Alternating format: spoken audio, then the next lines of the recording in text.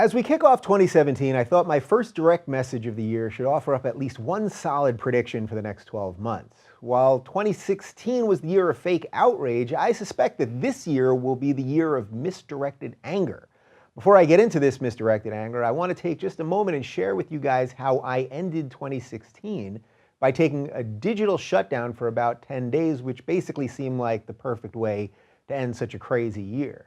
Going off the grid was truly the only way I could recharge the batteries after the haywire 2016 we had here at the Rubin Report. Not only did we take the Rubin Report independent, creating a fully fan-funded show back in June, but we started a production company, we built a studio, then we moved into a home, we built another studio inside our home, and a whole bunch of other stuff. Let's just say that if I never drive another U-Haul in my life, that it'll be too soon. Of course, on top of all this commotion, we had to actually put on the show that we do every week, and yeah, there was that whole American presidential election thing. Add this all up and toss in the constant beeping, vibrating, and buzzing of this little device, and I think a little time off the grid was well-deserved and probably beyond needed. I spent the last 10 days with friends and family, eating, drinking, laughing, arguing, and most importantly, not staring into this black mirror. A couple times I went into my pocket to reflexively look at Twitter when I had a moment of nothingness, but even the desire for that lessened after a couple days without it. I felt calmer and more present and actually slept better. I also ate food without taking pictures of it and filtering it. I didn't tweet about Carrie Fisher's death, may the force be with her, or wish anyone a happy new year on Facebook. About a week into my digital hiatus, I had a friend over and I was telling him about how I felt about being off the grid. Well, I was really impressed by what I was doing. He looked at me wryly and said, "So basically you're just living like it's 1996? This off-the-cuff remark by my friend really framed why an online shutdown is so important to do now and again. All I did for these last 10 days of the year was live life without the constant access to video, audio, information, and interaction that we're so obsessed with these days. While it seemed like a huge thing for me to do, I was just living the exact same way we all lived only 20 years ago and for millennia before that. It was only a couple years ago when we were talking about how the 24-hour news cycle was too fast. Now it seems as if the news cycle is virtually minute to minute, and you can be as engaged in it as the very people who are making the news in the first place. All of this really does go a long way in explaining why so much of our political discourse seems so awful now, even compared to just 4 years ago. There's no thinking, no nuance, and no honesty anymore. We've traded those vital tenets of a healthy society for reaction, generalization, and spin. Add a mainstream media pumping out fake news and an online media that is fueled by clickbait garbage, and our ability to find the truth in the noise is becoming more difficult by the day. This is the catch-22 of any new technology. With the incredible advances we get, like you right now watching this in any part of the world, we also get parts that drag us backwards, like the misinformation and time-wasting nonsense. This all leads me to where I want to go with the Rubin Report in 2017. One of the reasons that I focus so much on the false cries of racism and bigotry, which now mostly come from the left, is not only because it stifles conversation and honest debate, but also because of what it leaves us without these two vital components of a free society. Once you've removed rational conversation and open debate, you aren't left with much more than anger and violence. Since the election, I've been saying how much I had hoped the left would take a look at its tactics and do some introspection after Trump's win. Unfortunately, I haven't seen much of this happen. The left's lack of self-awareness, coupled with the righteous indignation that their intellectual opponents are bigots, can only be a recipe for disaster. So let me give you two possible ways that I think things could shake out this year. Let's say the Trump presidency is an absolute disaster. The economy crumbles, we get involved in some intractable war, and he makes terrible appointments to the Supreme Court. In this case, virtually everyone will be against him, and rightfully so. The media, which obviously already hates him, will call him out. The left, which also already hates him, will continue to do so. And the right, which is playing along with him but still weary of him right now, will see that the ship is sinking and that they have to find some new blood. Even the dreaded alt-right will fall into line if the country's heading in the right direction. In short, what should happen when a president is doing a bad job will happen. Now let's look at the flip side of all that. Let's say that under Trump the economy takes off, we don't get involved in any crazy military adventures, and Trump governs mainly from the center. The media is still going to go from outrage to outrage and tweet to tweet. The right will be thrilled with him, and the average person in the center will be happy that there's a little more money in their pocket. The left, however, will have an impossible dilemma on their hands. If the economy is good and we aren't at war and most of Trump's policies are centrist, how can you give credit to someone who you've spent the last 2 years calling Hitler? They'll have painted themselves into an intellectual corner which can only lead to misplaced anger. But I suspect that instead of looking at their own policies and behaviors that led us there, we know that they'll only double down on those very same tactics. After all, even if the economy's great and the country's going in the right direction, how can you give credit to a racist, homophobic bigot? And even if you were to acknowledge that the country was going in the right direction, then your own side would turn those tactics onto you. Trust me, I should know. And guess what? Nobody likes being called gross and racist. It's this name-calling instead of honest, reasoned debate that got us here in the first place. All that said, I have high hopes for 2017, and I plan on putting those hopes into action by making the Rubin Report more relevant and engaging than ever before. I think we can take the fake outrage of last year and the misplaced anger that's heading our way this year to continue to build this new center. It'll mean talking to people we disagree with and, as Ben Shapiro says, putting facts over feelings, but I believe that it's a worthy cause to fight for. Either that or we can just forget the whole thing and join the bigoteer brigade. The choice is yours.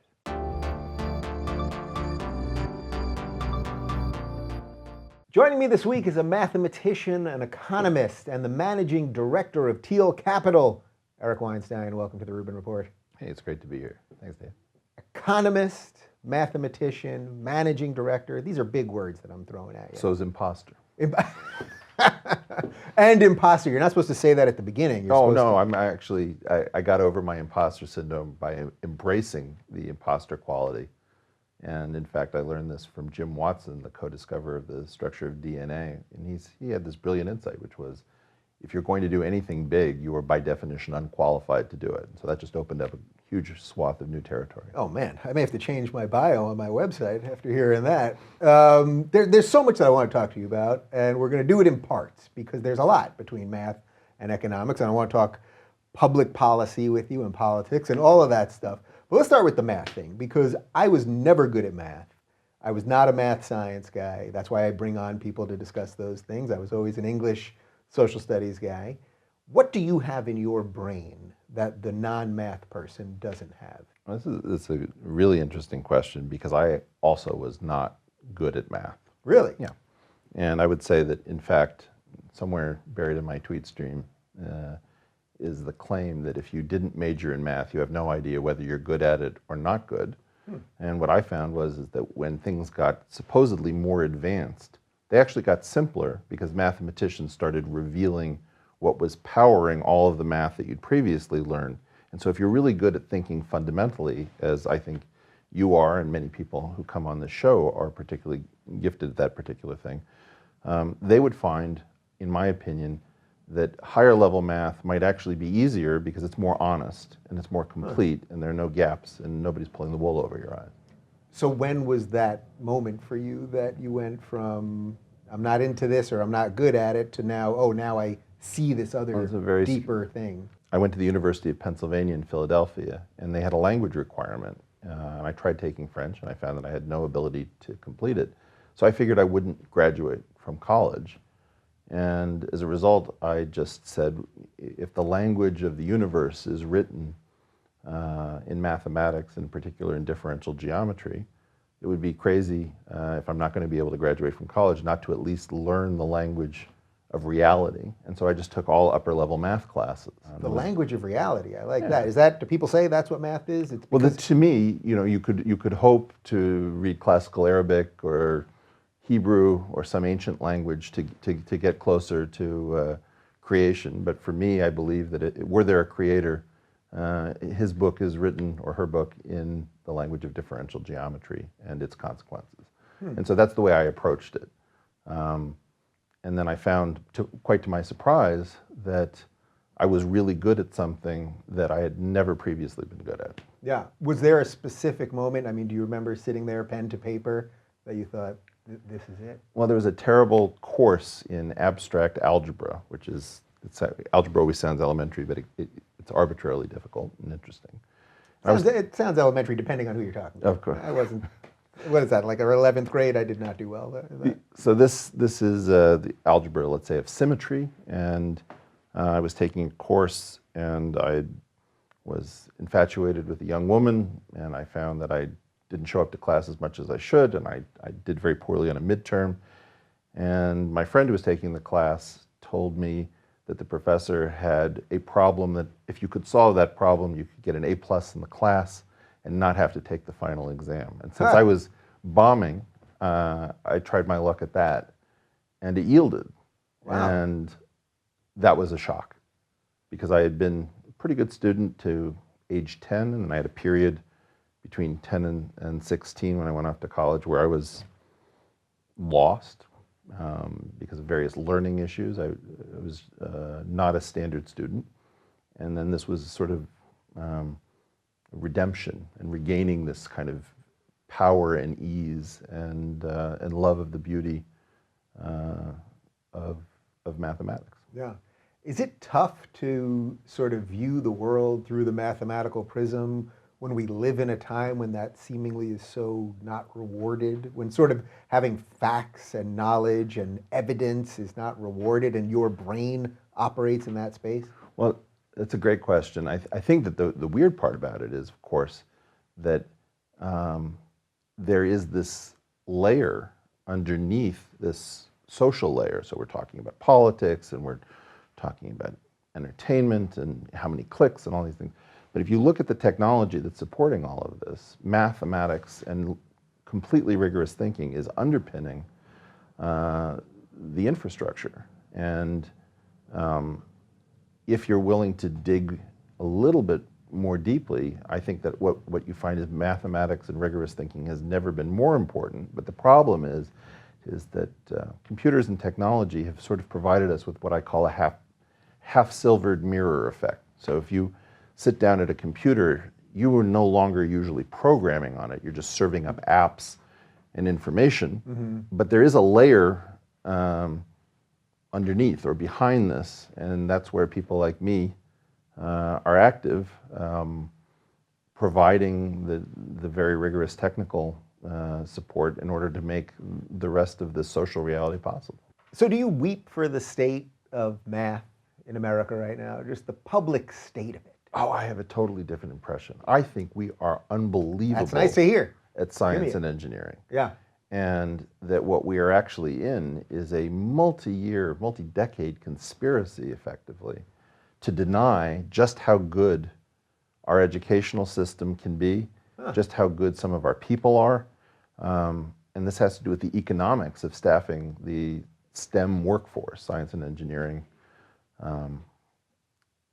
And so in order to get the money, get the labor, we've had to continually pretend as if Americans are terrible at mathematics, when I think we're actually really good. We have a very heterogeneous K through 12 system, and some schools are terrible, but there are lots of terrific ones. And we have high schools, multiple, Bronx Science, Stuyvesant, Far Rockaway, which is now closed, which have produced multiple Nobel Prize winners, and yet we pretend that we are somehow lagging, we are incapable and incompetent, and it really has to do with labor market issues where scientific employers are always looking to get lower cost labor, and they prefer usually to import talent and effectively poverty from relatively less well-off countries to staff our science and engineering workforce. So I actually think we're doing terrifically well. I think math is in very good shape. I think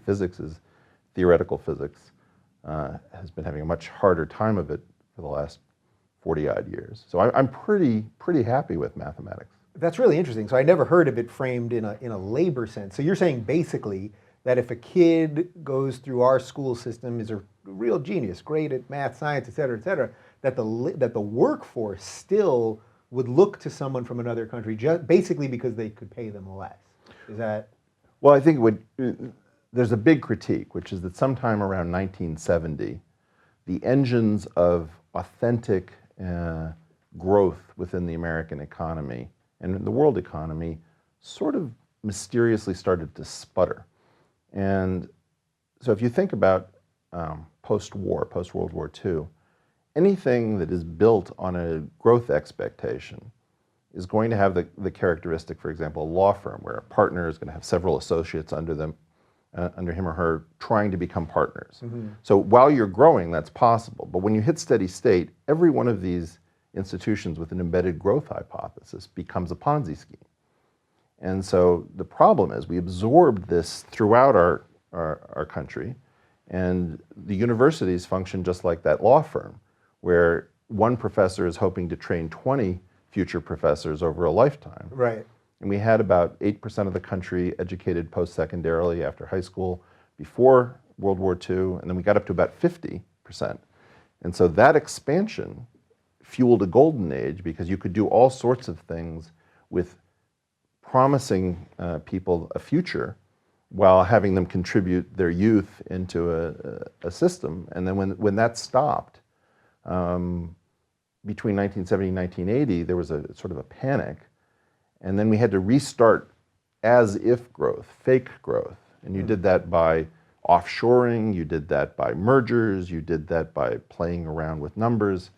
And so the universities got caught up in that. And that's really the problem, is that we've learned how to play the science and engineering shortage card. There's no such thing as a long-term labor shortage in a market economy because the wage level, like there's no job an American won't do. I will literally clean your bathroom with my toothbrush if the price is right. If the price is right. Right. So it's the same way I have a Steinway shortage in my apartment because, not because there's no Steinways to be had, but because I don't feel like shelling out for the grand piano that I've always dreamed of. And so the same. Not cheap for a Steinway. No. What are we looking at? 25 grand or something? Must be. At least, right? Yeah. Yeah. So it's very obvious to me that all of these, now we're talking about sort of social stuff, Right. but it's all framed within a mathematical perspective. Yeah, I sort of, I've been accused of running a social program in emulation, but doing it from a fundamental perspective. That's how I think. Yeah. Is there any part of your brain that doesn't operate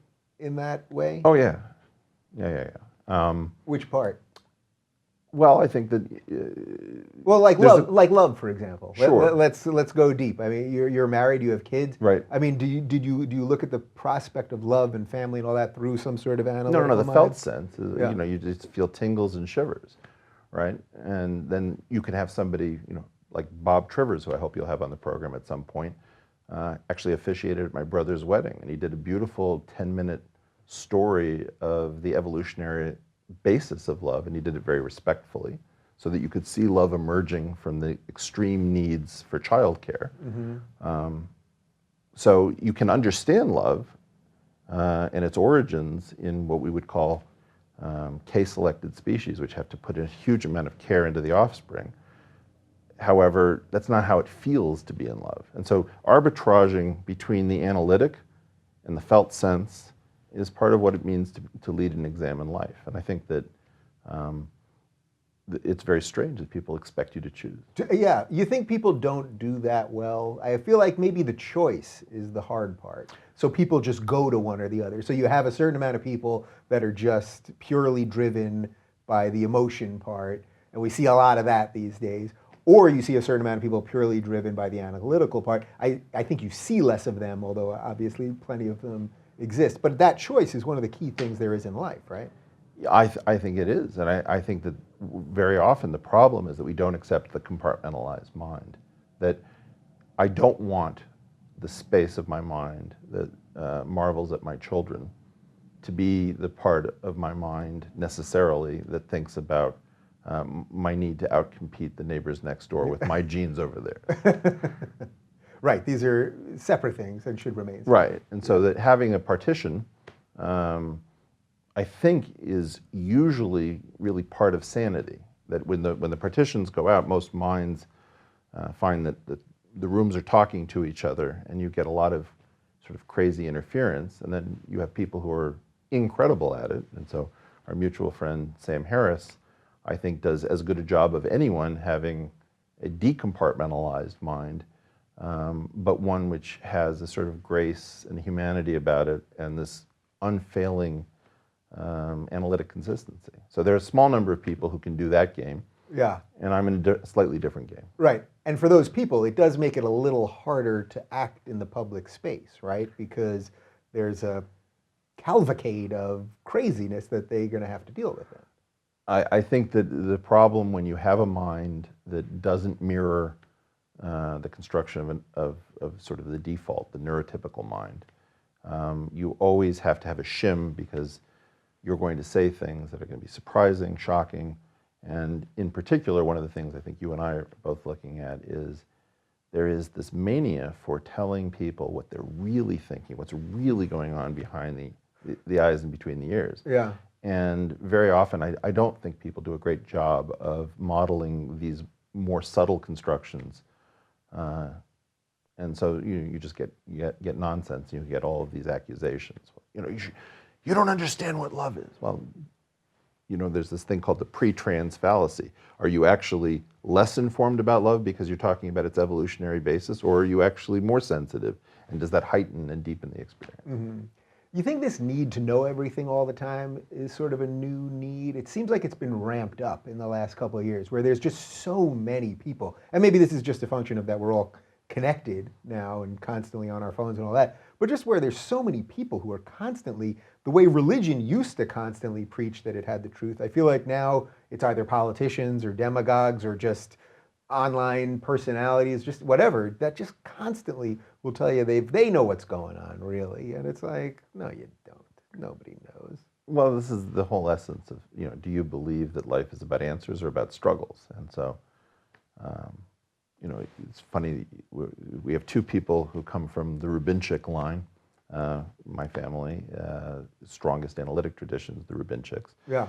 And just to clarify that for people that may not understand, we did a little digging. Did a little digging. And it seems like we may have some ancestor possibly somewhere, Eastern Europe, somewhere, something or other. Maybe, we haven't confirmed it. Maybe Azerbaijan and Baku, we don't know. there may be something somewhere, yeah. Yeah. Coming from the sort of Ashkenazi, Eastern European Jewish background, I think that struggle is absolutely baked into the analysis. And whether it's the dialectic, whether it's Talmudic reasoning, walking around an object from multiple perspectives, because even though you and I are both looking at the same bottle, we're not actually seeing the same object because we have different viewpoints on it. And I think that what you and I talk about a lot is the need to struggle decently and gracefully in public so that people can see the thought process. And some of those thoughts might be somewhat frightening, but they may be counterbalanced by a different thought which actually attenuates whatever the risk is. Yeah. All right. Well, I think that's a good segue to your boss for just a moment. I'm Okay. not going to make you sell him up a river. Don't worry. But you work for Peter Thiel, and he right now is sort of one of the few people in the public space that he went all in with Trump. He gave what I think was a spectacular speech at the RNC and talked about being openly gay and proud, and he got an applause break from these people. I mean, and he's now on Trump's transition team, so obviously supporting Trump.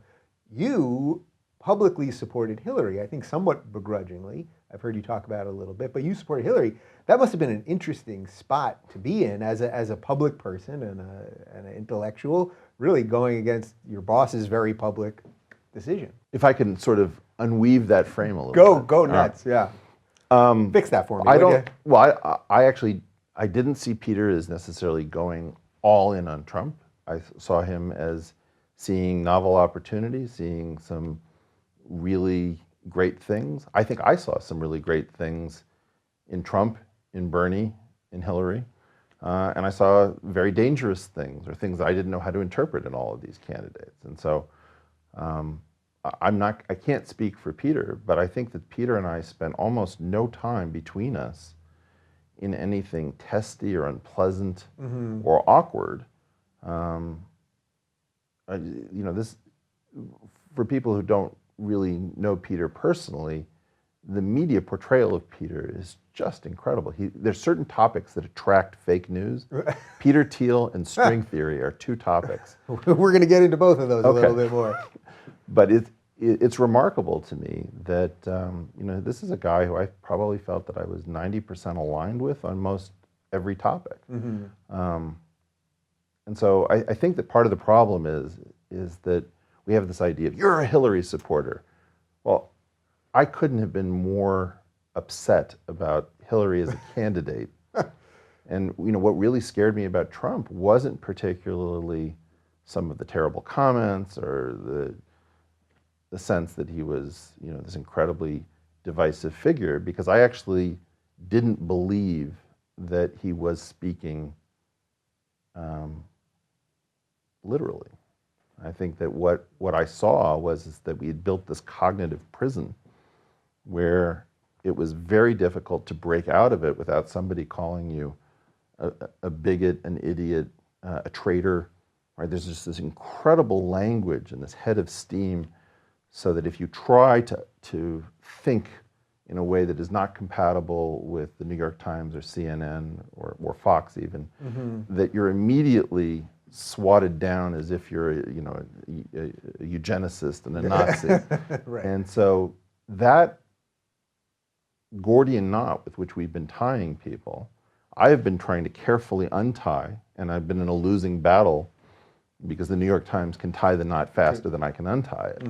And so what Trump came through is he just said, well, you tell me how you're going to imprison me, and then you're going to lose that because I'm going to slash it. Yeah.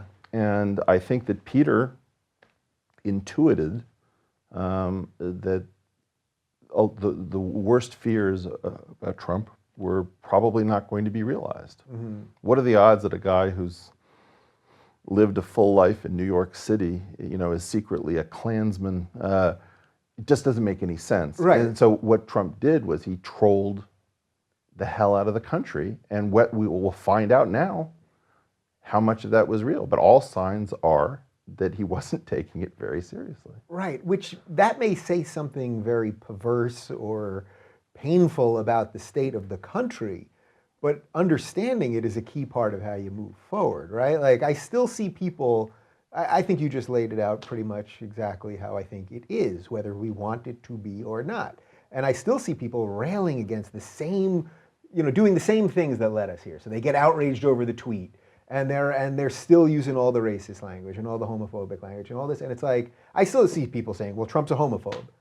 Meanwhile, there's a picture of him and Peter shaking hands at the table during the transition, and Peter speaking at the RNC thing. Or was he secretly a white supremacist living on the Upper East Side of Manhattan all of these years? But Trump was excited about getting homosexuality normalized. I think that the Republicans, It's a relief for them, right? Who in 2017 wants to be homophobic? I mean, I have a certain amount of homophobia from having grown up and been hit on while I was, a developing young man. And it turns out that really what you need more dudes kissing so that everything gets normalized. We can get some dudes in here kissing. All right. If it would ease the, Not before 5, but it's a little early for that. Yeah. So what do we do then? Because I agree with you that there was this sort of there was this archetype, and Trump said, well, now I'm going to play your game. I'm going to blow it up. It seemed, in retrospect, it seems ridiculous that a year ago most of us thought he probably wasn't going to at least win the Republican nomination, much less the presidency. Because in retrospect, it's like, it now seems so obvious, doesn't it? Well, I think that we actually did know that he was going to do pretty well. And I think what we have is we have this overlay in our mind which says, if I say that I think he's going to do well, if I recognize that his energy is extreme and everyone else is kind of lackluster and frightened, right? Then I'm going to be in the Ann Coulter position where she gets asked who's going to win, and she says, Donald Trump, and she's a laughingstock. So we do this look-ahead function where we pre-compute, if I want to stay in the good graces of my group, I better not say what I'm actually feeling. And I think that's what actually happened. We knew that there was excitement and energy behind Bernie, right? But there wasn't reification because the New York Times, Washington Post weren't reporting on Bernie the way they were reporting on Trump. So Trump was getting a lot of airtime because they thought he'd hang himself if they would just give him enough rope. With Bernie, they thought if we starve him for coverage, the phenomenon will go away. And I think that, Peter did this amazing thing at last year's retreat where he put up a photo from Davos with Bono and maybe it was Bill Clinton and somebody dressed in African dress. And he says, look at the globalists and notice how dated this feels. He said, this isn't what this time is about. He said, I could be in Davos and I wanted to be here instead in the US with our team because it's gone from global to local. And so Peter was very in touch with his feelings. And as great of like a chess playing strategic genius as this guy is, he's also emotionally very aware. And he realized that the feel was off, that all of this sort of Clinton Global Initiative stuff feels stale. Mm-hmm. In fact, if globalism is going to succeed, it's probably going to be built by nationalists because you have to have the support of where people live in order to build it, just the way peace often gets brokered by butchers and not by peaceniks. Right. You're right. You make peace with usually some pretty bad dudes. Yeah, if you've got blood on your hands, that's a huge plus, particularly in the Middle East. Yeah. We could do a little Middle East stuff. But before we get there, so what do we do with all of this? For those of us that have the trepidations about Trump, right? That still, I still, even though I think I'm trying to be as fair as I possibly can to him, and I think there's incredible opportunity here. Right. I don't think he's a white nationalist. I don't think he cares about the gays. I don't think he's going to care about weed. I think he actually might do some reforming of the prison system. I think there's some really good opportunity here to lower taxes, blah, blah, blah. But for those of us for the people that are watching this that are going, well, I don't like the troll game. I don't like this game that's being played. Is there any comfort in there? Sure. First of all, if you have... Again, this is as someone that voted for Hillary.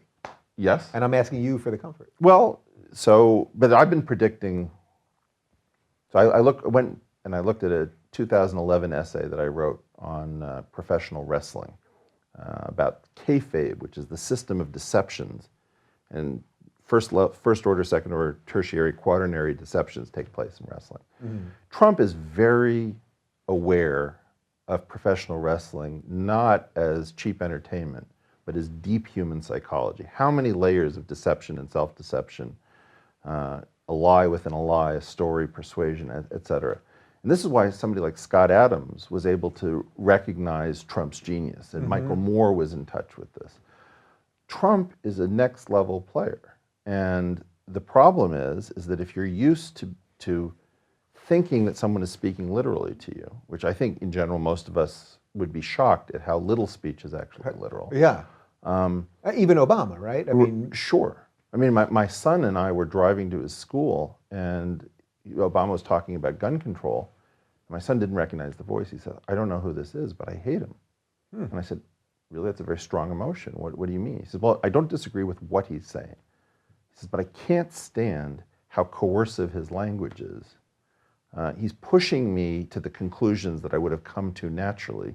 Mm-hmm. And I find this false, and can you please turn it off? And then my son went into this huge impression of Obama, which was spot on. How interesting. How old is your son? 11.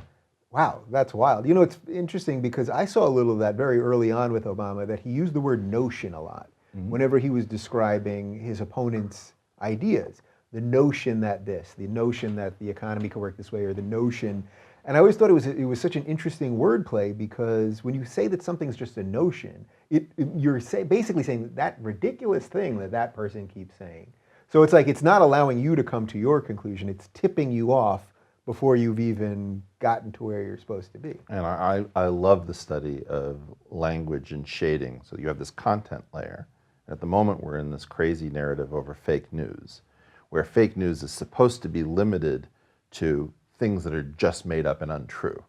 But the problem is they've opened this Pandora's box, which is how many different ways does their news manipulate us into thinking something that isn't true, or shading our feelings or emotions, or presenting us some sort of fait accompli and not giving us any ability to get out of the deal. Yeah. And that's what's fascinating to me, is that it's backfiring. And now you even have the New York Times writing about, can you believe it, conservative media is calling us fake news. And the point is, well, you correctly identified that you do fact check, but that is not sufficient. You cannot fact check your way to real news. Yeah. And so I think that we're going to get a lot of people a lot more sophisticated about neurolinguistic programming, about systems of deception, about non-literal speech. And what I'm hoping this is going to converge on is an understanding that you cannot expect the truth from your government. What you can expect is what I call adult-level fiction. And adult-level fiction is an ability to check that somebody who's supposedly acting on your behalf is in fact acting on your behalf, even if they're not able to tell you the truth. So I don't want the CIA or the NSA to be an open book and say, here's all the stuff that we're doing, because that's not right. Right. But I do need to know that my government isn't using its ability to access my phone calls to store them and then target me if one administration doesn't like my political viewpoint. Right? So the key question isn't why is our government lying to us? The government has to lie to us. But the government should be lying to us in a way that a smart person can say, okay, I understand that I can't know what's going on, but it's not hostile to me. It is consonant with our values. And that's what we're missing. We're being given, Hillary was just serving up this childlike fiction. I was just thinking, nobody can possibly believe this. You have the Pulse nightclub shooting, and people are talking about gun control. Yeah. No me disenso. All right. I'm not done with the fake news thing yet, though, because this thing has been just sticking in my brow. I can't get over it. So it's pretty obvious to me that over the course of the election, we saw fake news. We saw real fake news constantly being slammed at us. And, from leaks that were going from the Clinton campaign that were run with by CNN and, with the Donna Brazil, all of this stuff that was obviously fake. Then the election happens, but no one said the phrase fake news. Nobody was coming up with that. Then the election happens, and 3 days later, everybody, every outlet, every cable channel, everybody everywhere is running with this idea of fake news. Not authentic. Not authentic. That synchronized effect. Yes, so that's what I want to talk about. So tell me about that. What is that?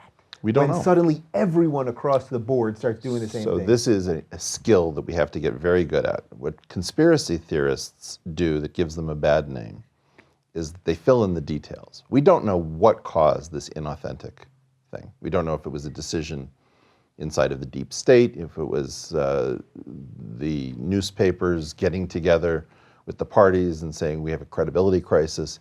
But there was some decision somewhere that mushroomed out as if suddenly fake news had always been the issue. Suddenly everyone's talking about the exact same thing. And we don't know what, or we don't know where it came from, but you think it had to have coordinatedly come from something? I don't believe that it had an authentic source. I believe that it could mushroom and then people started reacting to it, but I do believe that it was an inauthentic, sudden anomaly. And it wasn't that nobody had brought up fake news. I think if you do a search, you can find fake news as an issue before this. But I believe that what happened is that there was a huge credibility crisis. I don't believe that Donald Trump ever had a 7 or sub 10% chance of being elected. And so this was one of the things that I was talking to Peter about, that I'm a huge fan of this Turkish economist named Timur Kuran, whose theory of preference falsification tries to understand when you're going to get a revolution, when you're not expecting it. And so when you tell everybody, only the only people who support Donald Trump are backward, misogynistic, bigoted, troglodyte KKK members, and who are you voting for? Right? So when you do that, of course you're going to skew the polls. Of course nobody wants to admit, because the social cost, the look-ahead function again, is very extreme. So I knew that the election was going to be close, but I don't think anybody could have actually called, it was close. And so that was the best you could do. But the media was wildly off. And even Sam said this thing about, well, I'm going to go back to the polls and the data because what else can you do? Well, there are a very small number of people who are able to do a bit better. And I think that we shouldn't fault ourselves if we weren't among that group. But after the fact, the pressure is to divert attention away from the obvious cheerleading for Hillary Clinton. This was a foregone conclusion. The narrative, and I think narrative-driven news, I had this tweet about the 4 kinds of fake news. So there was narrative-driven, algorithmic, institutional, and false news. So let's break all those down. So narrative is just, they're all pumping out just this, Hillary's going to win. That's the narrative. And Hillary is inevitable. Okay, so that's one version. Now the algorithmic.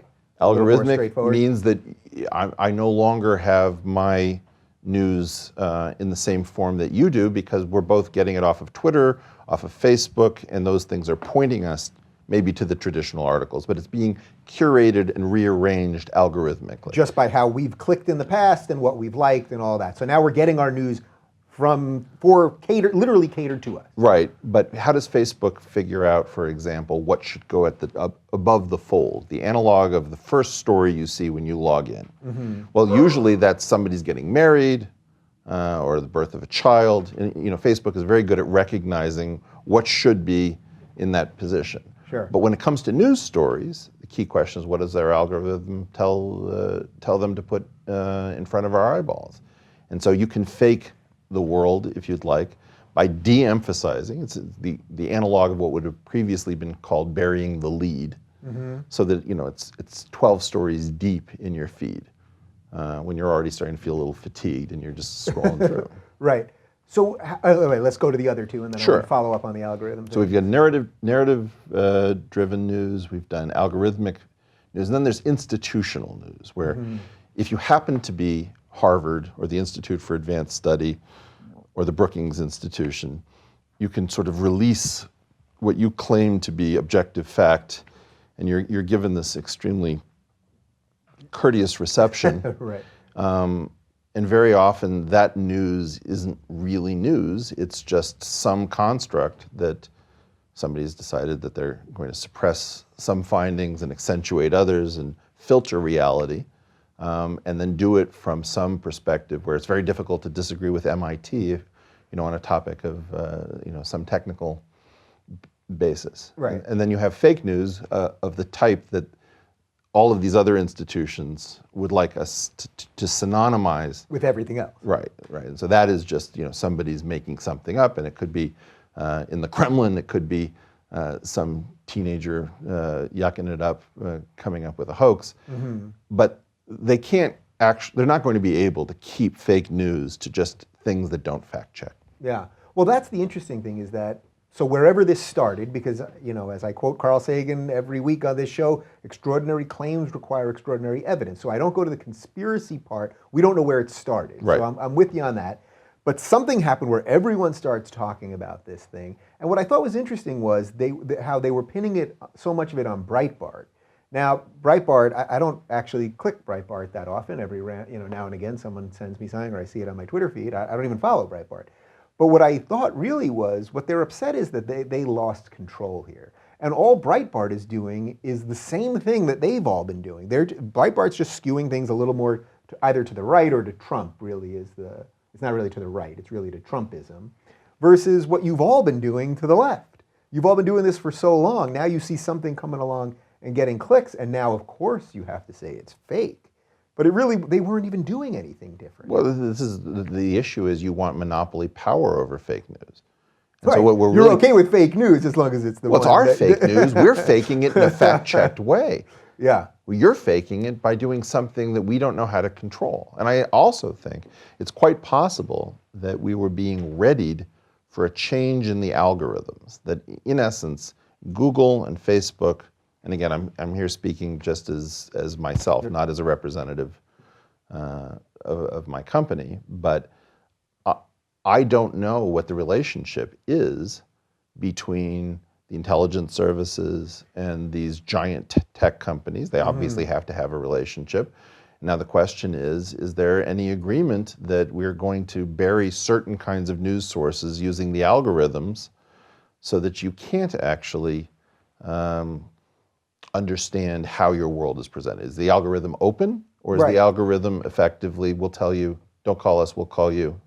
Right, and I'm pretty sure it's the latter in almost every case. I mean, is there do any of these big companies, as far as you know, have an open algorithm that We're not there publicly yet. are telling us the changes as they make them? I think we're not there yet. And I think the idea is that this is a future battle, which is how much are we allowed to know about the algorithms that construct our world for us?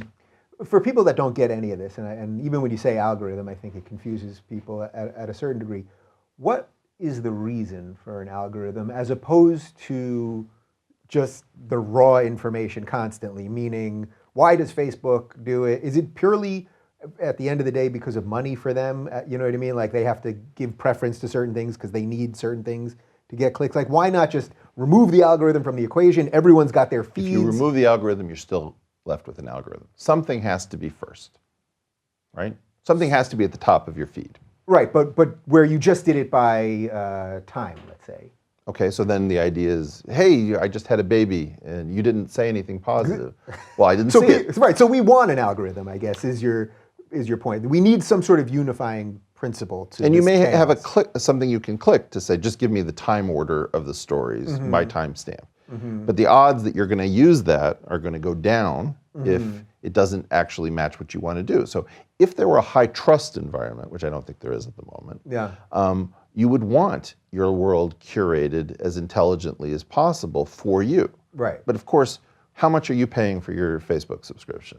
Well, I only have a fan page, but no, I don't pay anything. Right, neither do I, and so therefore we are not really the customers of Facebook, where the product has been repeated so many times. Yeah. And so why should Facebook care about catering to us? It would be much better to cater to whoever they have to make peace with and get the minimal amount of buy-in. Now that's not anything against Facebook, it's just, it's a company, it's got a bottom line, and it has to figure out exactly who it's serving in order to remain profitable and to keep growing. Yeah, so is that part of the problem here, that we expect these social media giants to respect us, but we are not paying them? Well, and thus we have a backwards relationship. So you see this all the time. People say, well, Facebook took down my post about this, and usually I find it to be something that I'm for. You know, I see this a lot with ex-Muslim stuff or something like that, where they take these posts down. You know, many people who I've had on this show, from Faisal and Melissa Chen and others, and Gad and a few others, have had posts taken down that were doing the right thing, trying to help people, try to empower free speech, all of that stuff. But at the end of the day, Facebook is doing whatever it's doing, and you're their bitch, pretty much, right? The question is, where are you going to go? So there's always every year or so, there's a new Facebook competitor, maybe there'll be a new Twitter competitor. So at the moment, none of these alternate efforts have been successful in taking the eyeballs away, because people are mostly not riveted by what you and I are riveted by. They want their world presented to them in a pleasant fashion, and they're not terribly focused on mind control. But I think that's the quote of the whole episode for sure. Okay. Right there. So this is directly related to what you said earlier about that you want your government to, you accept, I think is what you said, that your government is not going to tell you everything. Right. But you want it done to you in a sort of mature or sensible way that you can make sense of.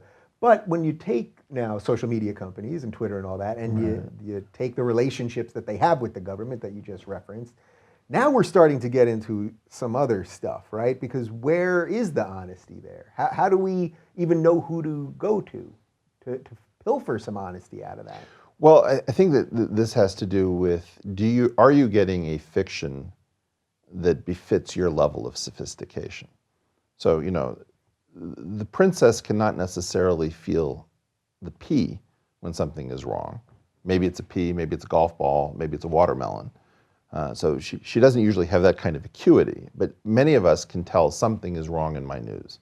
This story is not being reported the way I would expect. I'm not seeing, let's take Twitter. Yeah. Milo did some stuff that I wasn't thrilled with, but I was getting death threats, on Twitter, and Twitter wasn't terribly worried about, really sick stuff. Right. So you're not defending the specifics of what Milo may or may not have done. All I know is that something is bananas. Yeah. about singling out somebody. Milo's playing a half intellectual, half troll chimeric game. And, I don't know why he and his ilk choose to do that. There's a part of this movement which says that free speech is best advanced by being outrageous and offensive. And there's a different wing of it, which I think I relate much more to, which says free speech, there's so many controversial things that need to be said and discussed. Why would you pick trolling somebody about their weight or, or their attractiveness? Just, I don't get that. Now, with that said, I'm trying to back out, well, what is Twitter really worried about? I don't think it's safety. There's a lot of unsafe stuff that they won't clean up. So then what is it? Well, I don't know. And then this is the point, which is that I hope what we're going to learn is how to make less extraordinary claims, right? I know something is wrong. I don't know what exactly is wrong. I know enough to say this is unnatural. I don't know enough to say, well, the problem is that Jack had a meeting at the NSA and they read him the Riot Act. That's where you get into territory that I'm just not comfortable with because I don't know. Yeah. Knowing is kind of important. But lost. But assume that you can know about an abstraction, but you can't know about the specifics. And I think this is a place where computer scientists and mathematicians feel very comfortable, which is that very often we deal with an abstraction that can't be constructed. And so I know that there's a problem. I don't know what the nature of the problem is, just the way I know that fake news came out too quickly, too unified. Jon Stewart used to do this. I remember a particular moment where he went and took video from each of the Sunday morning talk shows.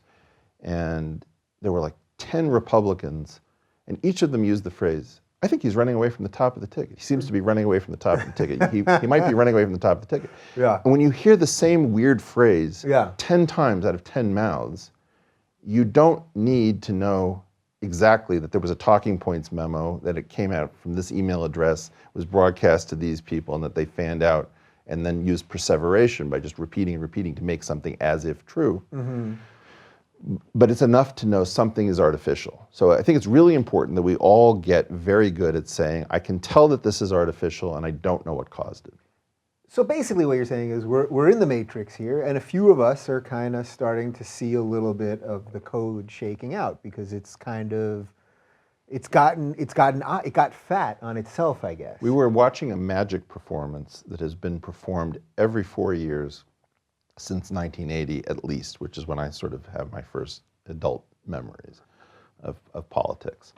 And suddenly somebody threw on the lights. And we see trapdoors, and we see wires, and we see false bottoms of boxes, and everybody's looking at this saying, you're kidding me, right? So with the lights off, it was a believable show for many people. Now, some of us who had slightly, better night vision were looking at the wires in the dark. But now I feel like I've mostly lost whatever special edge I had. That's scary, I suppose. No, it's actually, it's wonderful. I've never had so many people to talk to about the obvious inauthenticity of what are considered to be the pillars, in particular of the Fourth Estate. Yeah. Is that the irony, is that we have to use all of these things? This very show is on YouTube. There's an algorithm involved. Well, we may be demonetized. We could be. Look, I've said, this YouTube does this demonetization thing. They demonetized all of the videos that I did with John McCain. John McCain, who is a senator, who is on every cable news show every week, so the networks deem him worthy of monetization. Right. YouTube decided to demonetize that. YouTube demonetized our videos with Douglas Murray. I think it's inauthentic. It's inauthentic, and it shows political bias because there's certain topics that they don't want you to be talking about. That's what they say. I don't know. It's possible that's really what they're doing, and it's possible that it's something else. And again, it's the same basic pattern. Don't speculate to the point where you're making an extraordinary claim with requiring proof that you don't have. But I would not, let's put it this way. It is not inconsistent with the weirdness of demonetization, in particular your situation with John McCain, let's say, that it's not really about advertisers and offensive material. That's the fig leaf, and there's something other, so the princess feels an X, solve for X. Yeah, for the record, we did contact them after the McCain thing, and they did remonetize our videos.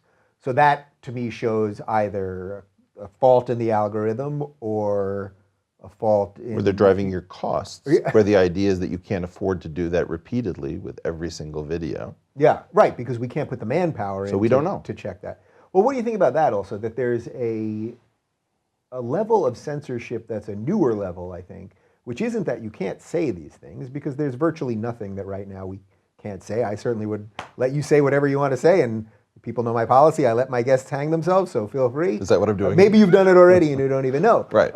But that the new level of censorship is actually that they're showing us ways to silence ourselves. So they'll say, all right, if you talk about ISIS or radical Islam or whatever, we're going to not monetize it. They're not censoring you, but you're going to self-censor if you have to make a living doing it. It's one of the reasons why we're on Patreon. I'm beholden to people of a gajillion different political views and not just to the algorithm. If I was beholden to the algorithm, maybe I would have to do things a little bit differently. Or in the case of Twitter, it's like, well, we got rid of Milo because of hate or whatever they eventually said, but they verified Richard Spencer, who's the white supremacist leader of the alt-right, and they verified the Muslim Brotherhood, whose stated goal is worldwide jihad, basically.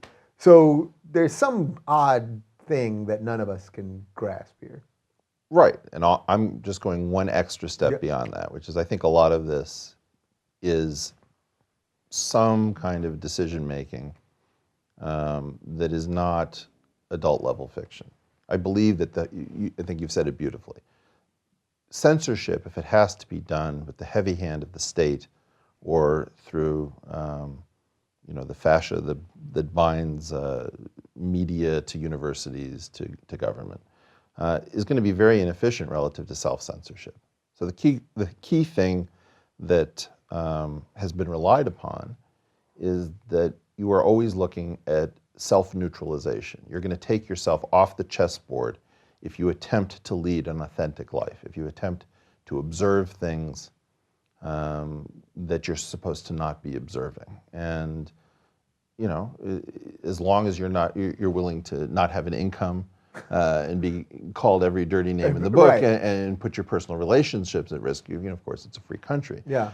What's exciting is the idea that many of us are saying, yeah, I don't think you're going to be able to carry, I'm just looking at my watch. This is a losing game for you, right? So all of us, you're going to call us all out as being creeps and weirdos and conspiracy theorists and nutcases. Well, there's nothing remotely nutty about this conversation. Yeah, well, that's the irony, and I said this in the direct message at the top of the show, is like now what a lot of these people have done is painted themselves into a corner, because if your rationale is that everyone who disagrees with you is a bigot or a racist or some other sort of weirdo or blah, blah, blah, well, if they start doing good things, how can you say that a racist or a bigot is now doing good things? So you have to then either turn to violence or some other nefarious thing, because you can't. If you've called Trump Hitler for 2 years and then things start getting better under Trump, well, now you're in a real intellectual box that is of your own doing. This is what's so exciting. So this is what Scott Adams was talking about. Yeah. Is that what you would say, that when he kept talking about, well, the opportunity that will present itself after this? And I think that that's where the focal point of a Peter Thiel or a Scott Adams or a Donald Trump was, which is, or another name, which there's nobody I get more flack for than saying anything positive about Mike Cernovich for me. Mm-hmm. And I talked to Mike because he is a new phenomenon. So whether you like him or you hate him, to ignore him is to mispredict the election, right? Because he was on to something about what has changed. And I've said that publicly many times. No, I had him on the show, which was... And I find a lot of stuff that he's done troubling, and he's very respectful. He says, like, I understand that this isn't your cup of tea and you wouldn't carry this out. But, I don't believe for a minute that he ever expected to really play with the alt-right past the election, right? And so he's, you're starting to see him say, okay, that was then, this is now. Trump is doing the same thing. Lock her up, don't worry about it. Yeah. A lot of these people had a focal point that was past the election, it was non-literal, and it was a question of how do we put together some crazy coalition that does not naturally exist in the minds of a consultant, so that we can win, and then once we've won, then we'll settle out all of these problems. And so that was a kind of a buried feature of the terrain. So you had all of these people who said, this is just disingenuous. We're trying to win here. We're trying to get a clean slate, and that's what Trump got. So in a way, the Cernoviches of the world, and maybe the Milos to a certain extent, and the Trumps, they used the white supremacists. I don't believe that there are a lot of them, actually, certainly not that have any institutional power. But my suspicion all along was that Trump was just using whatever the wink he was giving to that group was just a use to get power, and now I don't think he's going to be throwing any favors to the white supremacists. Well, yeah, you know, I go into a little bit more dangerous territory. So, you know, as a Jewish American, I don't relate to the European Christian identity. Mm-hmm. However, I think it's absolutely fascinating that you have this identity politics game, which every group can play, with the exception of Christians of European descent, mm-hmm. particularly male, and if they're doing well. Yeah. And then if that group tries to have an identity, now they're evil. They're white nationalists. Yeah. Right? So if you're white, that's one thing. If you're a nationalist, that's okay too. But if you're both white and nationalist, you're the living embodiment of evil. And so this deranged the conversation. We could not actually talk through it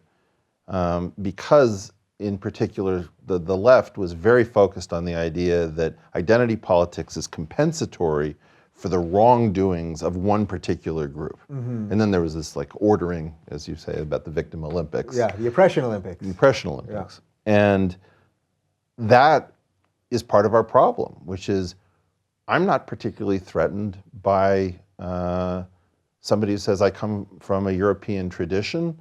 I'm proud of the Enlightenment. I feel great burden for wrong things that we did during the colonial era, but this is who I am. And you know, if that person wants to hear Merry Christmas, and if that person wants to hear all of the positive things done by Christians of European descent, I think it's dangerous and stupid to keep poking this tiger in the eye, mm-hmm. saying bigot, racist, whatever. What do you think it's going to do? Yeah. Is it just going to sit there infinitely? No. Yeah. Well, look, I agree, and that's why I heard, you know, when Cernovich was first starting, I thought, I don't know exactly what he's saying. Some of it seems kind of nuts, but this is someone that's relevant, so let me talk to him. And then I talked to Milo, and I talked to Scott Adams, and I thought they were all addressing this group of people. Right. And now, look, now Trump's in power. So now when January 20th rolls around, you know, and people are rightly mocking the Trump administration when they're fighting the power, will these guys be so, you know, against political correctness? We shall see. Well, I guess what my take on it is that I think Trump had a brilliant idea about how to put together a demographic that could win. And if you think about it, it's a little, you know, demography, whether it was Lee Atwater or Karl Rove, who found, you know, the exurb, and nobody knew that there was something between rural and suburban that you could actually play to. So mm-hmm. Trump found something that was the analog of the exurb. And now the thing is, okay, how do I swap out the least pleasant parts of that demographic and replace it with people who are newly converted, who say, you know, I was worried that there was going to be a Holocaust, and now I see that this is actually potentially Israel's greatest supporter. Yeah. You know, or whether that's evangelicals or the small but powerful Jewish groups. Yeah. Right? So as Trump starts to accumulate some wins or some losses, he will find out whether he can afford to replace the least savory parts of the coalition. Yeah. And, you know, Hillary wasn't right, I think, about half, you know, being deplorables. That was an idiotic statement on her part. But there was some tiny portion of out-and-out deplorables who thought that they'd found their savior in Donald Trump. I think it's probably going to be a very rude awakening. Yeah. My thing with Trump all along was I kept saying, I don't know what his moral center is. I get the troll game. I get he saw this new coalition, all of that stuff. How do you view his moral center? Do you have a sense, and does that scare you if you don't know what it is? Well, so to the extent that I don't know how much we know about any of these. No, absolutely. Actually. So if you go back to why I was so angry at Hillary throughout the campaign, but still voting for her, and I said very little that was really against Trump. The issue was just that Trump's variance, the possible things he will be able to do. This is a guy who is quite likely to be a mixture of the best and worst president we've ever had, right? And so it's not that he's just bad, or that, because he is disingenuous and he's playing this next level game with persuasion. But the problem is that the variance is so large and the tolerances are so small that that's what's terrifying to me. It's just, I have no idea what this guy's going to do. He's kept his cards very close to his chest. By the way, family-run businesses can keep secrets about how to do business that if you're a public company, it's effectively impossible or illegal to do. And so I believe that one thing that's happened is that a lot of the world's most powerful knowledge is held by groups that are traditionally very insular. And we have this idea that the world's knowledge is available, but I think that actually a lot of very subtle voodoo is held closely, either by family businesses or the Parsis in India or Orthodox Jews. So these very insular clans, including organized crime, have some knowledge about how the world works that can't be shared in public. And I think that Trump shows all evidence of being a family business kind of a guy, and they've kept certain truths and certain moves, and some of those may be ethical, some of them may be sub-ethical, I don't know. But you're looking at a new kind of object, and the number of people who haven't updated to say, this is no clown, this is no fool, this is no idiot, this is a next level player, pay attention. Yeah, and that's the thing. It's like I keep seeing people say the same, oh, he's an idiot. He just says whatever he thinks. It's like, you'd have to be insane, actually, to really think that's what's going on here at this point. Well, this is the thing I always deal with Peter, where, one of our most frequent conversations is this thing in the office a bug or a feature? And you think it's just a bug, we're doing something wrong, we should institute a meeting or a policy. It turns out that a lot of the things around the office are features, not bugs. And I often liken Trump to intellectual drunken boxing. You've got some guy who's kind of bobbing and weaving, and he should be really easy to hit, and then suddenly you've got a boot on your thorax, and you're thinking, oh, he got lucky. Yeah. Well, how many times do you want to play? Right, how many times in a row?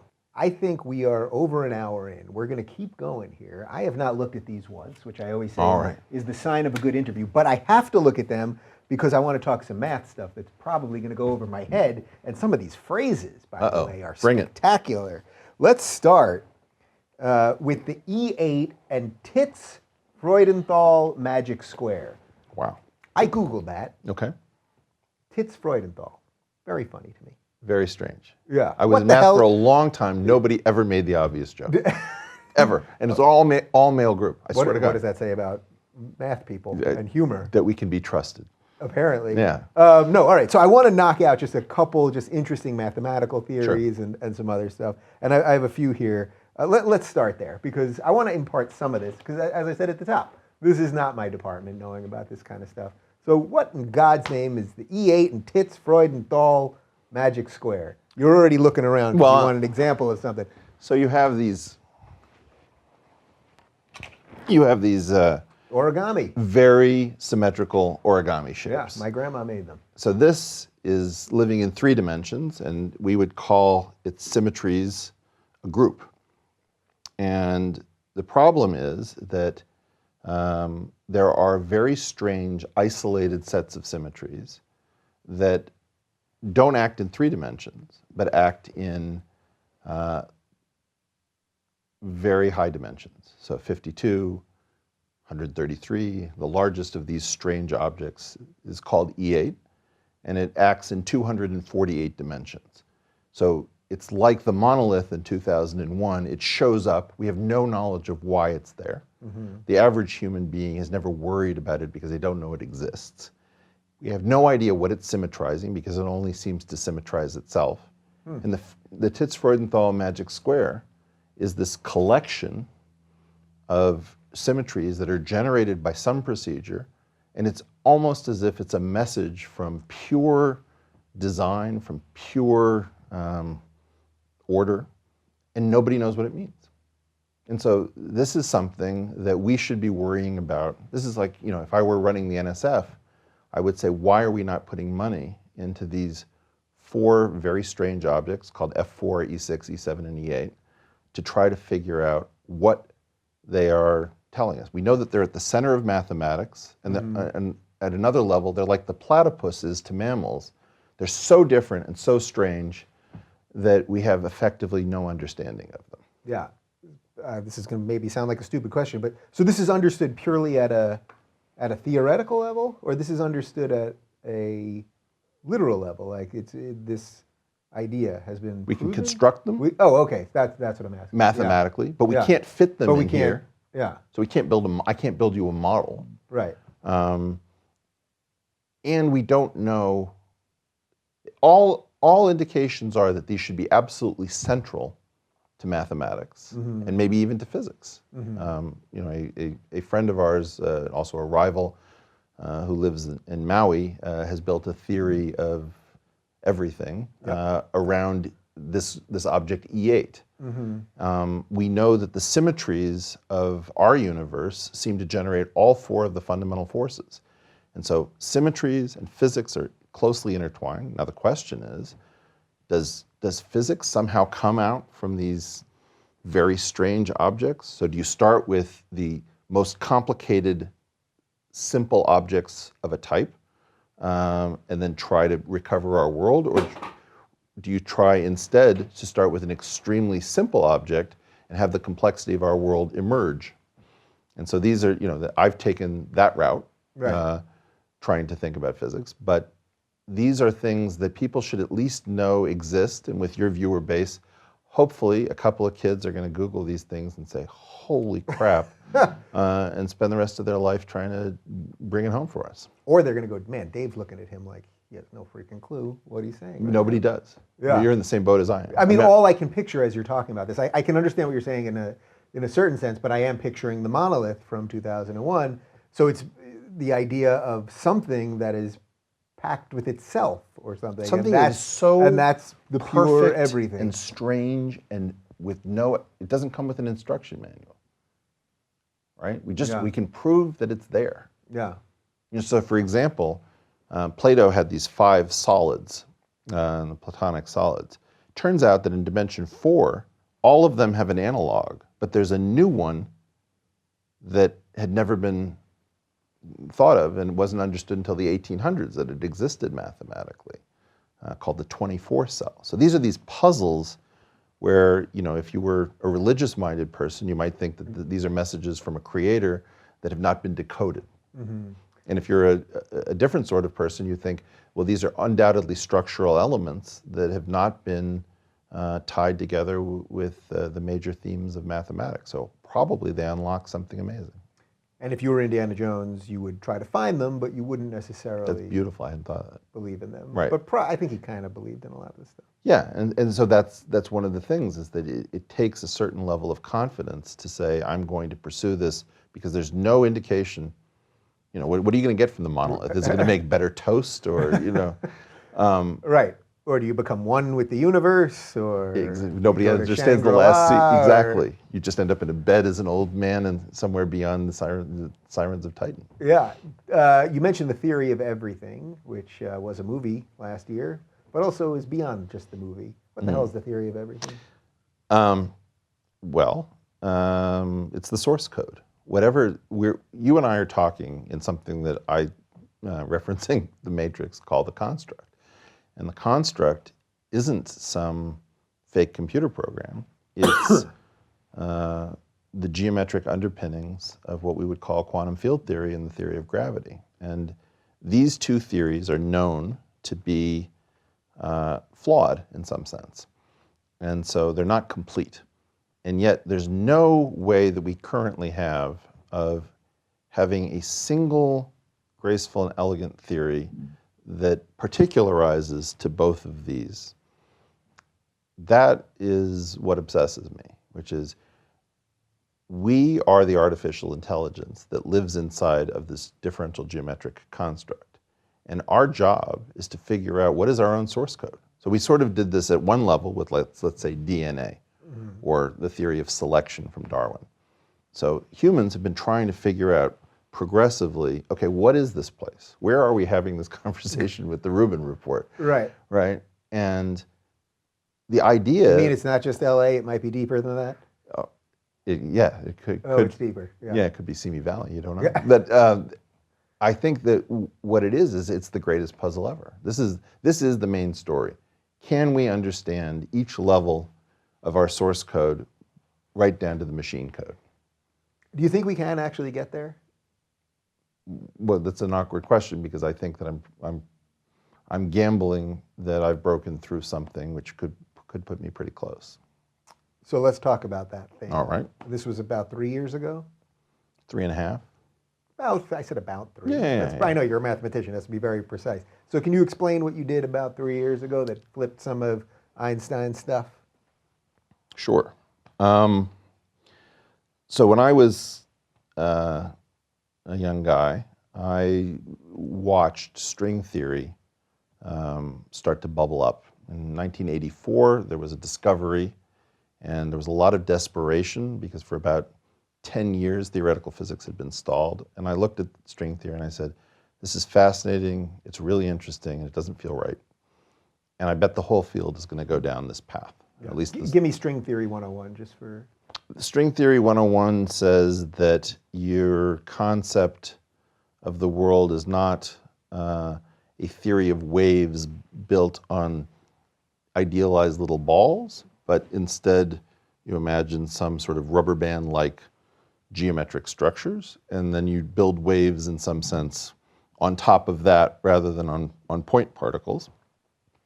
And very quickly it starts to get greedy and it demands, I want to live in 26 dimensions, or I want to live in 10 dimensions, maybe 11.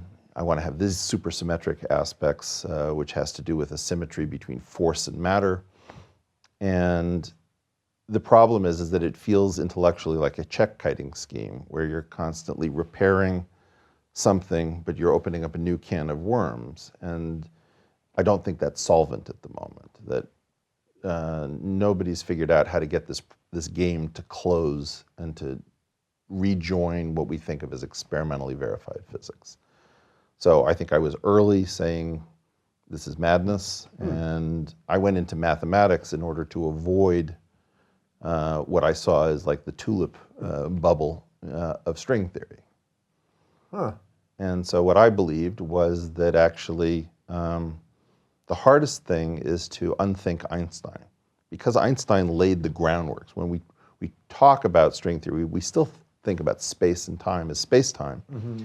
And there's something wrong at that level, but there's nothing to correct. It's so elementary that it's as if there's no room to fix him. Right. You'd have to untie a gajillion other things, basically. Or so it seems, yeah. Right? And so what I did was I tried to spot a couple of things that people had, in my opinion, misthunk about the geometric underpinnings. There were some discoveries in the mid-1970s by Jim Simons, the world's most successful hedge fund manager, and C.N. Yang, arguably the greatest living theoretical physicist, where they figured out a dictionary between mathematics, particularly geometry, and theoretical physics, which has spawned a revolution that is now 40 years old, right? And so some of the equations that came out of that I saw as capable of replacing Einstein's field equations, which are very elegant and, again, have this feature of locking out any attempt to play with them. So if you think about the world that we see around us as currently understood by physics, there are three main equations. Einstein field equations, there's the souped up Maxwell's equations called Yang-Mills, and then there's something called the Dirac equation for matter. And those three equations are, in some sense, provably the simplest equations in their classes. So we're a little bit stumped because it feels like, okay, there's nowhere to go. Mm-hmm. We've searched the room for our keys, we cannot find them, and we can almost say that they can't be here. But that's not quite true. So the way I saw it is that physics conceived of a battle between Einstein and Bohr, relativity and quantum mechanics. And in fact, what we found was that Einstein was derived from a kind of geometry called Riemannian geometry, And only recently, in the 1970s, did we find out that quantum mechanics seems to come from a different geometry, from a guy named Erishman, so Erishmanian geometry. And so what I did is I said, I don't think it's a battle between Einstein and Bohr. I think it's a battle between Riemann and Erishman. And the question is there any geometry known that can incorporate the advantages of both of these two different kinds of geometries? And generically, there isn't. But in a very special case, you can marry them and get something new. And when I was in graduate school, we thought that there were only 16 particles in what we call a generation that mostly makes up this construct. But it turned out that neutrinos had a little bit of mass, and that meant that there was an extra possible particle from 15 to 16 particles. So we thought 15, now 16. And if you have 2 to the n particles, so in this case 2 to the 4th, there's a new kind of geometry that combines Erishmanian geometry and Riemannian geometry that might govern our world. And so what I believe is that physicists have an economic incentive to study the generic cases, because that's what you can build a career on. But our world may be the most particular of cases. And so it's a sort of a one-way suicide pact. Either it's going to work or it isn't. Right. And so I went a non-economic route, which was sort of self-destructive. But then I wound up... Eric, I am not going to pretend that I fully understood all of that. But I got some of it. Okay. How about that? That's a start, right? You got to start somewhere. I'm doing like the Einstein thing. You got to start somewhere. Exactly. And we'll go from there. All right, so I got one more for you. Sure. The edge question, which is a question that goes out to about 200 public intellectuals per year. Is public intellectuals fair to say? It's always kind. Posers, fakers, and blowhards. A bunch of schnooks get this question. John Brockman does a beautiful job of assembling some of the more interesting minds, and I somehow snuck in, and I've remained in every year but one for the last 7 or so years. So every year, at the end of the year, he sends out this question to all of these people, and he asks them to respond, and then they post all their answers publicly. You were one of the 200 or so people. I want to get the question absolutely right. The edge question of the year of 2016 was, what scientific term or concept should be more widely known? Right. What was your answer to that? So I deliberated. It's very similar to the question he asked in 2011, what would improve everyone's cognitive toolkit? And I said professional wrestling and kayfabe, because my wife told me might as well take the risk. Yeah. But so this year, well, you were definitely right about the professional wrestling exactly, thing, because you explained it with Trump. So there you go. In 2017, I chose Russell conjugation. And Russell conjugation was, so we were talking privately before about the need to push out new language to understand our world. Oh, okay. I'm glad you're ending with this. I was going to do a bonus thing with you, so we'll do it. We'll do it right now. Okay. So the thing that I was searching for was, what word should I use that sounds like synonym, where two words are content synonyms, but maybe emotionally antonyms. So a good one is fink and whistleblower, right? And so I asked this question on Quora, and people said, oh, it's loaded speech. I said, no, that's too general. Finally, somebody, I think in Florida, wrote in and said, you're looking for emotive conjugation or Russell conjugation. Turns out Bertrand Russell had been here earlier, and in 1948, he was on the BBC, and he said, let's look at the construction. I am firm, you are obstinate, he, she, or it is a pig-headed fool. And that was just a moment where I said, oh my gosh, I don't realize that I have been given no extra information about the 3 conjugations that he's gone through. And yet I feel differently. I like the fact that somebody is firm and steadfast, and I dislike the fact that somebody is pig-headed. And then I realized that this could actually be weaponized and as part of an arms race, that maybe the newspapers were in fact conjugating president, strongman, dictator. And so I remembered this very strange phrase from years past, Panamanian strongman, Manuel Noriega. And I thought, who would come up with a construction that awkward and always invariant? And then everyone repeats it. And then everyone uses it. Exactly. Hawkish, he's hawkish. Right. Or controversial businessman was applied to a friend of mine, Declan Ganley, who had fought the Lisbon Treaty in the EU. And at some point they removed controversial businessman, so he just became businessman Declan Ganley. And so what I came to understand is that the big boys don't play around with faking the facts. What they realized is that we have multiple opinions on everything, but our emotional state selects which opinion. And the person who figured this out is Frank Luntz. And Frank Luntz was a Republican pollster. There's a video of him where he asks people, what do you think about undocumented workers? He's like, oh, they're doing a great job and we have to recognize their contribution. Well, do you support illegal aliens? No, they should be deported. Yeah. And in an instant, and then you see that the mind doesn't see itself. It's having two reactions to death tax and estate tax. It's the same object. Right. And so we are both for and against everything. And so while we're watching information, they're not looking at information. They're looking at the emotional shading, because our emotions pick out which of our multiple opinions we're actually going to act on. Mm-hmm. And so what I'm pointing to here is that this is the language that you need to get underneath the constructed world that you're presented with. Mm-hmm. And what I hope is that this essay is going to show people that you can code up a computer program to crawl text against a table of Russell conjugates to figure out what the exact bias is of any news source. I don't need to know about Breitbart is conservative. Let me crawl it. Let's just look at the buzzwords. Let's look at the language. Write a Python program, use regular expressions, grab the text, match it against a table, and I'll tell you exactly what you're being told to feel. Mm-hmm. Irrespective, you can be trusted with the knowledge. What you can't be trusted with is your feelings, because the feelings determine the opinion. And so this is the great binary weapon.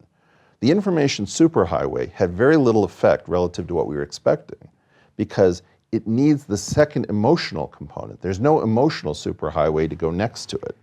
This is so fascinating because it's so everything that's happening right now, and it actually does, maybe this is the unifying principle of our entire conversation, because it fits within the fake news thing, it fits within the algorithm thing, it fits within trying to talk honestly about difficult issues. I mean, it's all right there.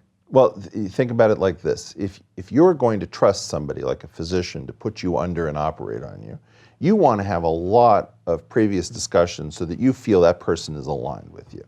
What I'm trying to do is I'm trying to get the power tools into the hands of the people who've not been trusted with them, and to say, hey, I want to upgrade my relationship. I don't really want to kill the New York Times. I want the New York Times to learn how to respect people who are as smart or smarter than the editors who drive the narratives, than the reporters who go out and report. And I want them to come to see themselves as part of the problem and part of the story, which is, please stop with the editorial headlines. Yeah, everything's editorialized now. Right, and stop with the narratives. And you're going to have to be in partnership, because you don't have the gatekeeping ability anymore.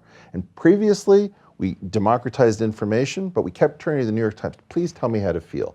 Those aren't revolutions in Tahrir Square. Those are demonstrations, right? And so I was the one who was off of social media. I was saying, I'm watching a revolution. But in New York, when I went to a party, people would say, what are you talking about? It's a demonstration, right? And so these conjugates... Then they realized after Mubarak went down that it was a revolution. No? This is the amazing part about it. It's only when you actually hear the authoritative source that you've empowered to switch the language that you actually feel safe. Because what happens is, if you just take what you see and then you go into your social group, you will find that you will be instantly ostracized. And so what we've been depending on the New York Times, not for information, we've been depending upon it to tell us what's safe to feel. With whom should I empathize? Who should I consider a pariah? Who should I hug to my bosom? And this is the thing that we're now going to break through. So 2016 was the year when that started to crumble. Yeah, so let's just go through a couple words that we've discussed and that you've been part of. So first off, the word bigoteer. I had Tim Ferriss on, and I think he came up with the phrase when you were on his podcast. And basically it was this idea of what these social justice warriors are doing is not good. They are finding bigotry everywhere, and they are cheering bigotry because that is the ultimate virtue signaling goodness. Well, it's a hunting license for people that you disagree with, right? Right. That you can, anybody I can label a bigot, I'm allowed to hunt. Yeah. So I love the fact that I've been pushing it out a little bit now, and I see it starting to gain a little traction. So that's one. And then one that you actually came up with on Sam Harris's podcast was steel manning, which I thought was... Not mine. Oh, that's not yours? No. Oh, I'm giving you who? No. That comes from sort of the rationality community that I run with. I'm huge on attribution. I think it's important. Oh, absolutely. So they taught it to me. me. Misattribute. Oh, all right. So do you know who actually came up with it? I think I first heard it from the first person I heard use it powerfully was Jan Tallinn, who is a brilliant Estonian who coded up Skype. Oh, wow. And just an all-around very deep thinker. Well, now I know you're very honest because I was attributing it to you. Much as I wish I could claim credit. Yeah, but all you right. know, I think that, you know, for example, one thing I've been focused on is long-short positions. So the idea that your long support for Muslims and your short support for Islamists, where those things sound very similar to most people. Right. Right. But the idea of pulling apart something that's good from something that sounds similar to it, but is in fact very dangerous, is something that we are going to be doing. And that's, I think, one of the things that we're going to give as our gift to the dialogue. How do you hold these nuanced positions? And we've talked before, but there seem to be about 20, 25 people who can try to do this in public without falling off the A-frame roof where they're dancing on rationality. And if you fall this direction, you end up as a troglodyte. And if you end up this direction, you end up with political correctness. Right. So almost no one can manage to do this because the forces are making it impossible. So I think that long-short thinking, which is taking the marketplace of ideas and treating it as we treat the marketplace of investment. Of anything else. Right. Yeah. All right. I love that. I'm going to start using that. Let's just backtrack though to steel manning real quick, even though you didn't come up with it. But I think it's such an important piece of what's going on here because we know that in the public space there are so many people who do the reverse of that. They straw man. But this is...